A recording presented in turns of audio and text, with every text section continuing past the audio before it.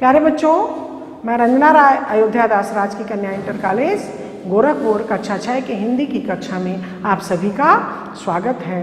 बच्चों, आज हम लोग हिंदी के चौथे अध्याय को पठन पाठन के क्रम में जानेंगे और समझेंगे।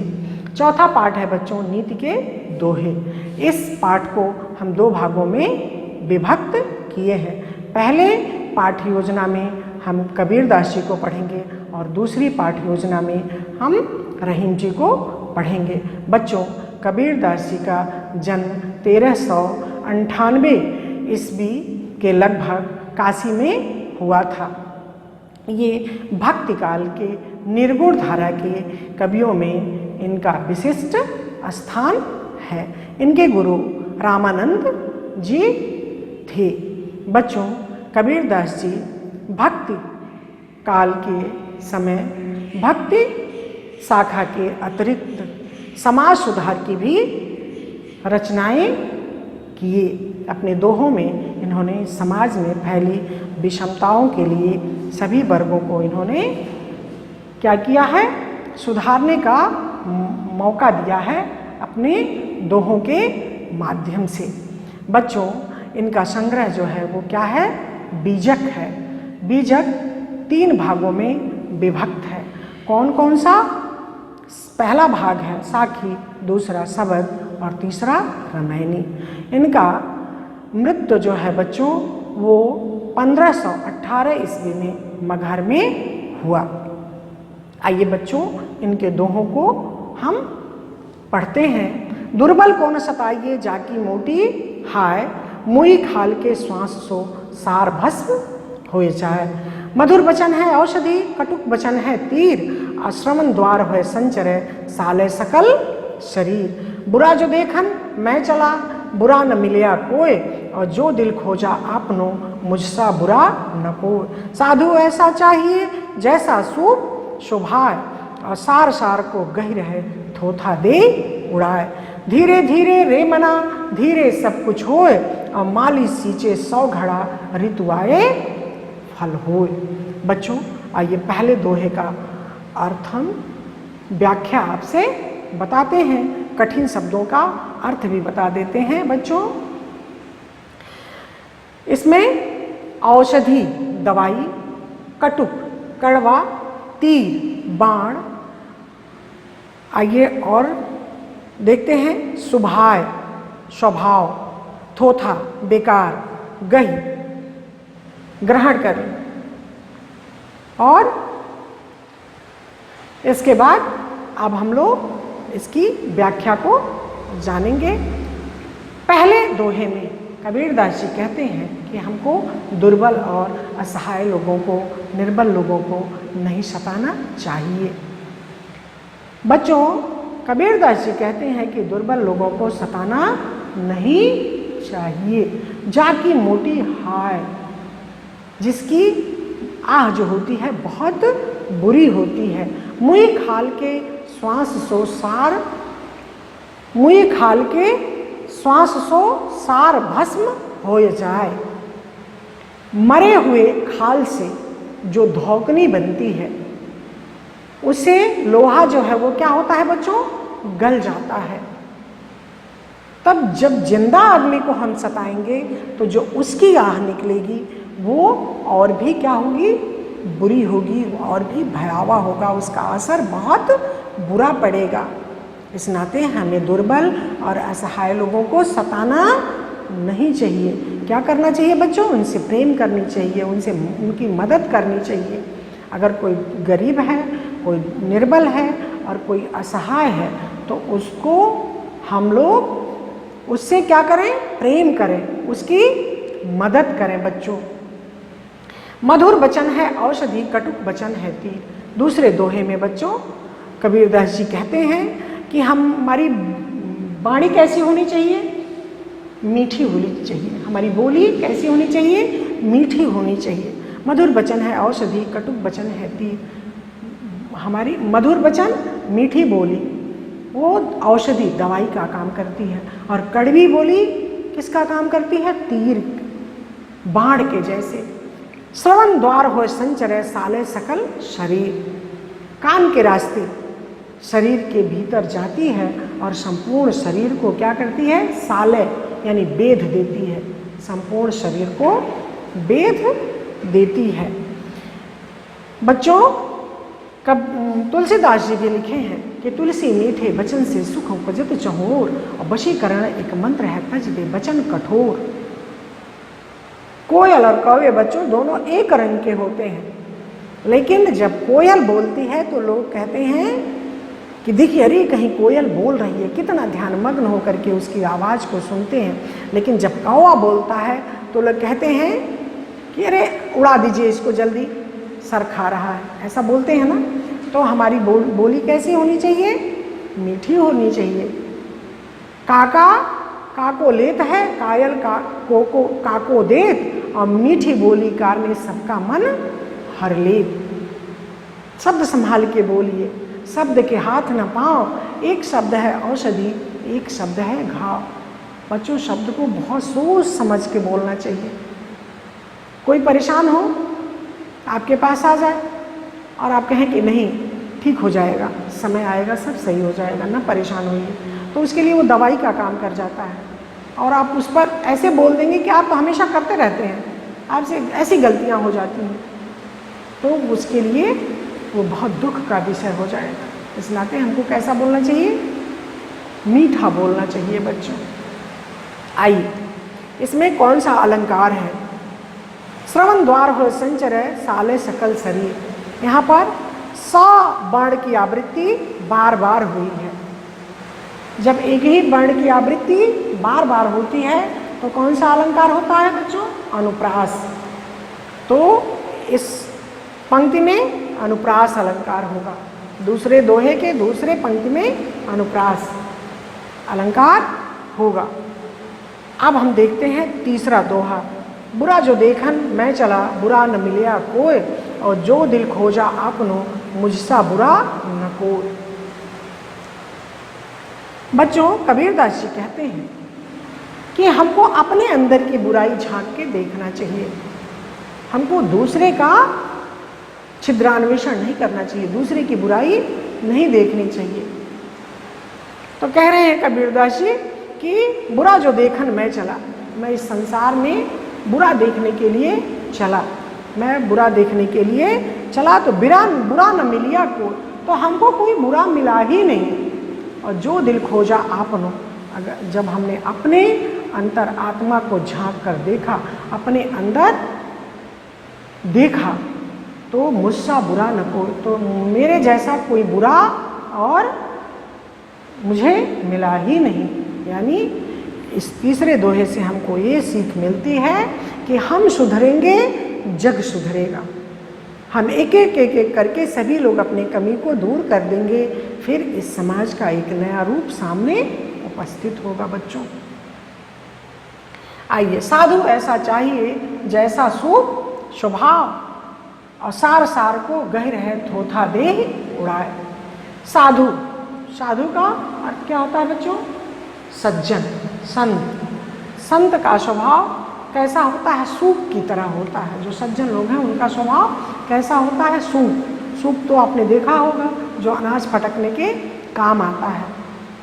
उसकी क्या विशेषता है बच्चों, वो जो सारयुक्त चीज़ें हैं, जो महत्वपूर्ण चीज़ें हैं, सार यानी जो उपयोगी चीज़ें हैं, उनको अपने अंदर ग्रहण कर लेता है, और थोथा दे उड़ा, और जो बेकार की चीज़ें हैं उनको वो क्या करता है, बाहर फेंक देता है। तो हमारा स्वभाव कैसा होना चाहिए, सूप की भांति होना चाहिए। हमको जहाँ पर अच्छी चीज़ें हैं उसको अपने अंदर आत्मसात कर लेना चाहिए, अपने अंदर धारण कर लेना चाहिए। हमारा जीवन कैसा होना चाहिए, सूप की तरह। हंस जैसा जीवन चाहता है बशर्तु चुनले गुणों की मोती बिखरे जहाँ जहाँ पर अच्छाइयाँ मिले बच्चों, वो जीवन में उसको निरूपित कर लेना चाहिए, जीवन में उन अच्छाइयों को धारण कर लेना चाहिए। अब देखिए, पांचवा दोहा है, धीरे धीरे रे मना, धीरे सब कुछ हो, और माली सींचे 100 घड़ा, ऋतु आए फल हो। बच्चों, इस पांचवें दोहे में कबीरदास जी ने धैर्य धारण करना चाहिए। ऐसी शिक्षा हमको जीवन में दे रहे हैं। हमको जीवन में कभी अधीर नहीं होना चाहिए, हमेशा धैर्यता को धारण किए रहना चाहिए कि धीरे धीरे रे माना धीरे सब कुछ हो। जब समय आएगा, जब सुअवसर आएगा तो सब कुछ हो जाएगा। अगर हम अधीर हो जाएंगे, अगर हम धैर्यता को छोड़ देंगे तो हम सब कुछ खो देंगे। और माली सींचे 100 घड़ा ऋतु आए फल हो। आज माली एक पौधे को लगाए और उसमें 100 घड़ा पानी डाले तो क्या फल आ जाएगा? नहीं आएगा बच्चों। जब उसका समय होगा तभी वो क्या होगा? पुष्पित होगा, पल्लवित होगा और फिर फल देगा बच्चों। इस नाते इस 5वें दोहे में हमें धैर्य धारण करने की शिक्षा कबीरदास जी ने दिया है। जीवन मूल्यों का, जो जीवन के आचार विचार हैं और जीवन के जो मूल्य हैं उनको उन्होंने धारण करने की शिक्षा इन 5 दोहों में दी है कि हमको किसी के साथ कैसा व्यवहार करना चाहिए, हमको कैसा बोलना चाहिए, हमको दूसरे के कमियों को नहीं देखना चाहिए, अपने अंदर झांक के देखना चाहिए, हमारा स्वभाव संत की तरह होना चाहिए, हमको अच्छाई ग्रहण कर लेना चाहिए, बुराइयों को अपने से बाहर निकाल के फेंक देना चाहिए, धैर्य धारण करते रहना चाहिए। जब सुअवसर आएगा, जब अच्छा समय आएगा बच्चों, तो निश्चित है कि आपको उसका प्रतिफल मिलेगा। अगर आप घबरा करके अपने रास्ते से भटक जाएंगे तो कुछ नहीं मिलेगा। इस नाते धैर्य ही एक ऐसा औजार है बच्चों जो हमारे बुरे दिनों में या हमारे परेशानी के समय काम आता है। इन दोहों से यही शिक्षा हमें मिली है। अब आपको एक दोहा पूछा जाए या 2 दोहा पूछा जाए, जैसा पूछा जाए तो उसका ससंदर्भ व्याख्या कीजिए। तो आप संदर्भ कैसे लिखेंगे कि प्रस्तुत दोहा या पद्यांश हमारी पाठ्य पुस्तक मंजरी के नीति के दोहे से लिया गया है। इसके रचयिता कविवर कौन है? कबीरदास जी हैं। इसको लिख करके बच्चों अगर पहला दोहा अगर आए तो आप उसके प्रसंग में लिखेंगे कि इस दोहे में असहाय और निर्बल को हमको नहीं सताना चाहिए, और फिर उसके बाद उसकी व्याख्या करिएगा। दूसरा अगर दोहा पूछा जाता है तो इसका ऐसे ही संदर्भ लिख करके फिर लिखेंगे आप कि कबीरदास जी कहते हैं कि हमको जीवन में मीठी बोली बोलना चाहिए। अगर तीसरा दोहा पूछता है बच्चों तो आप लिखेंगे कि इसमें संदर्भ लिख करके फिर लिखेंगे कि इसमें प्रसंग में कि कबीरदास जी कहते हैं कि हमको दूसरे की बुराई नहीं देखना चाहिए, हमको अपने अंदर अपनी कमी को देखना चाहिए। चौथा दोहा पूछता है तो संदर्भ वैसे ही लिखेंगे आप जैसे हमने बता दिया है। प्रसंग में आप लिखेंगे कि इसमें कबीरदास जी कहते हैं कि हमारा स्वभाव संतों की तरह होना चाहिए, जो अच्छाई को अपने अंदर रख ले और बुराई को निकाल के फेंक दे। और 5वें दोहे में हमने बता ही दिया है कि धैर्य धारण करने की शिक्षा दी है। बच्चों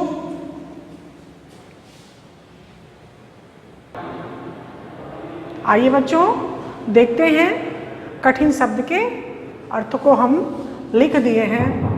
औषधि, दवा, कटु, कड़वा, सालय, वेधता और सार, उपयोगी, ये कठिन शब्द के अर्थ हैं। अब देखिए तत्भव और तत्सम। तत्भव किसे कहते हैं और तत्सम किसे कहते हैं बच्चों? तत्भव और तत्सम 2 शब्द हैं। जो शुद्ध हिंदी के शब्द होते हैं वो तत्सम शब्द हैं, और जो तद्भव शब्द उसका बिगड़ा हुआ रूप होता है वो तत्भव होता है। तो इसमें तद्भव क्या है? भस्म का तत्सम शब्द क्या होगा? भस्म। औषधि, औषधि, औषधि, सत्य, सत्य, शरीर, शरीर। ये आप अपनी कॉपी में कर लीजिएगा। आइए बच्चों निम्नलिखित शब्दों के 2-2 अर्थ लिखिए। पहला शब्द क्या है? तीर। तीर का एक अर्थ होता है बच्चों बाण और दूसरा अर्थ होता है नदी का किनारा। पट, पट का होता है कपड़ा और दूसरा अर्थ होगा इसका द्वार या दरवाजा। सारंग, सिंह भी होता है और दूसरा अर्थ हाथी भी। ये अपनी कॉपी में आप कर लीजिएगा। आइए बच्चों, अब हम लोग चलते हैं गृह कार्य की ओर। गृह कार्य में हमने 2 प्रश्न दिए हैं। मीठी बोली किसका काम करती है? इसका उत्तर आप अपनी कॉपी में लिखिएगा। और दूसरा प्रश्न है, कोई भी कार्य समय पर होता है, इसके लिए हमें क्या करना चाहिए? इन दोनों प्रश्नों का उत्तर आप अपनी कॉपी में कर लीजिएगा बच्चों। गृह कार्य का होना बहुत ज़रूरी है। हम कोई भी चीज़ जब लिखते हैं, पढ़ते हैं और समझते हैं तो तीनों का जब एक साथ क्या होता है, समन्वय, तीनों जब एक साथ इकट्ठे होते हैं, हमने पढ़ा, सुना और फिर लिखा, तो वो हमारे मन मस्तिष्क पर अपना अमिट छाप छोड़ देता है बच्चों। फिर कभी वो जीवन में भूलता नहीं है। इस नाते गृह कार्य आप लोग अपनी कॉपी में करिएगा।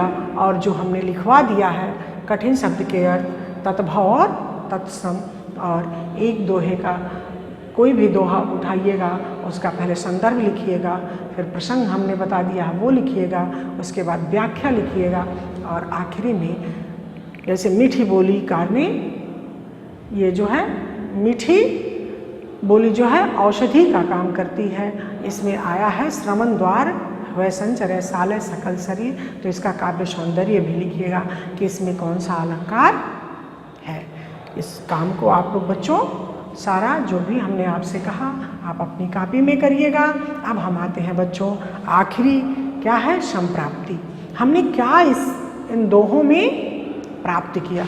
क्योंकि कबीर के दोहे जो हैं आचार विचार संबंधित क्या है, जीवन मूल्यों के दोहे हैं। जीवन मनुष्य को कैसे जीना चाहिए, इन दोहों में यही सारी चीज़ें लिखी हुई हैं। एक मनुष्य को अपना जीवन सार्थक बनाने के लिए कैसे जीना चाहिए, ये कबीरदास जी अपने दोहों के माध्यम से हम तक पहुँचाए और हम सब अपने जीवन में इसको निरूपित करें बच्चों। जीवन के जिस क्षेत्र में जाएं, जब हम मनुष्य में मनुष्यता का उदय होता है तो जिस भी क्षेत्र में जाता है बच्चों उन्हीं भावनाओं से कार्य करता है।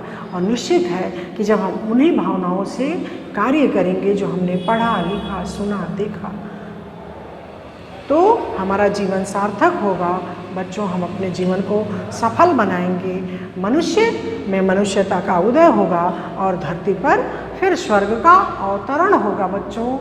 और गांधी जी का जो सपना था राम राज्य की स्थापना,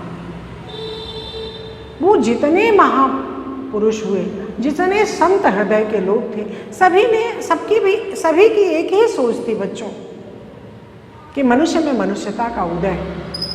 तो निश्चित है कि हमको आशा ही नहीं वरन पूर्ण विश्वास है बच्चों, आप हमारे इन पढ़ाए हुए दोहों को आपके समझ में आ गया होगा। आप अपने अंदर इन सारी बातों को ग्रहण करेंगे। धन्यवाद बच्चों, सुरक्षित रहिए, संरक्षित रहिए। पुनः अगली पाठ योजना में फिर मिलेंगे।